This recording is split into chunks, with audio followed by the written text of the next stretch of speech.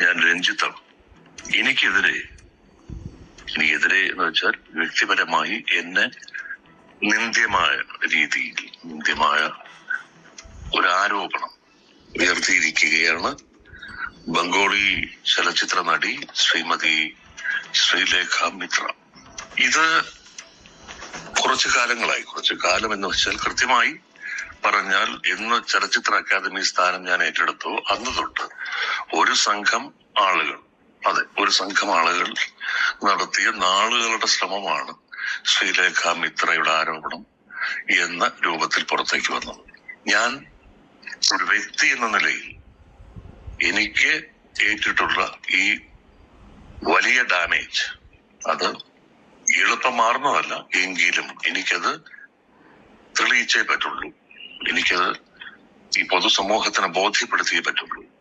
അത് നുണയായിരുന്നു, അതിലെ ഒരു ഭാഗം നുണയായിരുന്നു എന്നും ആ ഭാഗമാണ് അത് അവർ തന്നെ പരസ്പര വിരുദ്ധമായ പ്രസ്താവനകളാണ് നടത്തിയിട്ടുള്ളത്. അതിന്റെ വിശദാംശങ്ങളിലേക്ക് ഞാൻ കിടക്കുന്നില്ല. എന്തുതന്നെയായിരുന്നാലും ഞാൻ നിയമ നടപടികളുമായി മുന്നോട്ട് പോകുവാൻ തീരുമാനിച്ചിരിക്കുന്നു.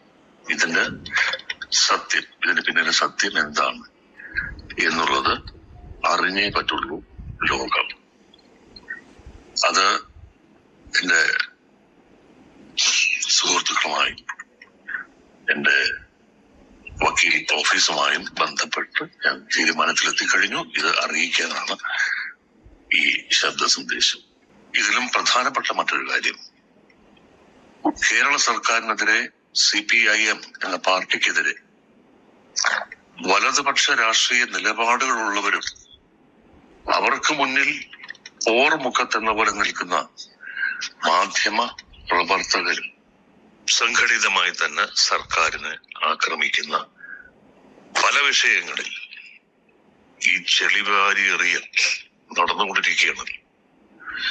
അതിൽ ഒന്നിന്റെ പേര് ഞാനുമായി ബന്ധപ്പെട്ട് അല്ലെങ്കിൽ എന്റെ പേര് ഉപയോഗിച്ചിട്ടുള്ളതാണ് എന്നത് ഏറെ അപമാനകരമാണ്.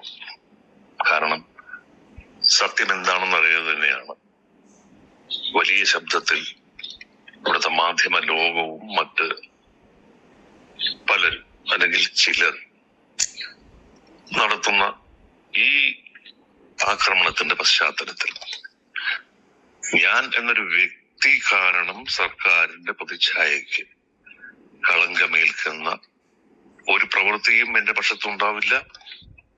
അല്ലെങ്കിൽ അത്തരമൊരു സാഹചര്യത്തിൽ സർക്കാർ നൽകിയിട്ടുള്ള ഒരു ഔദ്യോഗിക സ്ഥാനം അല്ലെങ്കിൽ അതിൽ തുടരുക എന്ന് പറയുന്നത് ശരിയല്ല എന്ന് തോന്നുന്നു.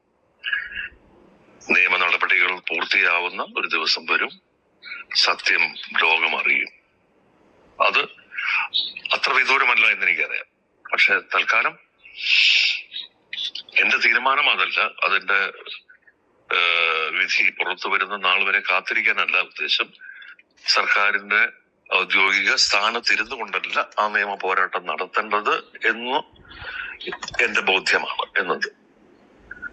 അതുകൊണ്ട് കേരള സംസ്ഥാന ചലച്ചിത്ര അക്കാദമി ചെയർമാൻ എന്ന സ്ഥാനം ഞാൻ രാജിവെക്കുകയാണ് എന്നറിയിക്കുന്നു.